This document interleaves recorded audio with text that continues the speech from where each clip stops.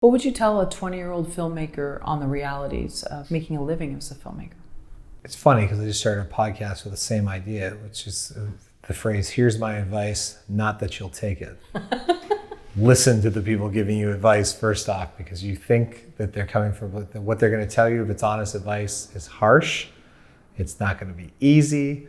It's going to require a lot more money and patience and heartache than you think you can bear. And you're going to say, they just sound jaded because they've been around a long time. There must be a faster, cheaper, easier way to get this done. And then you'll fumble in the dark for a long time to eventually turn around and say, oh, that advice they gave me, I should have taken it. So listen to your elders. You know, you hit a certain point where you start saying that to people and say, oh, that's exactly what my parents said to me. But yeah, the best thing is just take advice, take the time to learn. Don't ever think that you're above something. Like if you want to be a director, great. Go grip on some people's films and understand and watch other directors work. Understand how important every role in that set is so that you never talk down or take anyone for granted that's on the set.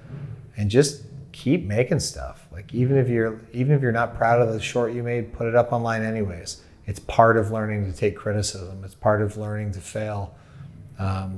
Just keep making stuff and understand that it's the longest relationship you'll ever have, because you will fall in and out of love with it along the way, but it doesn't mean you should ever give up or not give it a second chance or not find a way to make amends, kiss and make up with yourself and your creative dreams. And don't ever think that a major setback means it's over, because you're going to have a lot of them, and most of us do. Not all of us are lucky to get plucked out of film school with our first film and have a star track record right to their lifetime achievement awards at the end of their career. It's a lot of misery. It's like I always say, it's 99 setbacks for every one thing that works out.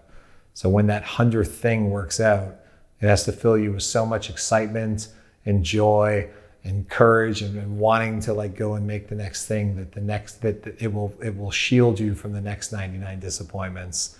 So then when you get the next one, you got to do the same thing. So that's the reality of it. It's gonna sting for a long time, but you got to just enjoy what you're doing along the way and learn to not be end career focused, because you never know how it's gonna come about. But if you try to fixate on it has to be this, and this, rarely life is that. So you have to be able to say, it's going to be this, but I might have to take this sideways trip. It looked like one of those Indiana Jones maps at the beginning, or James Bond when they go from country to country.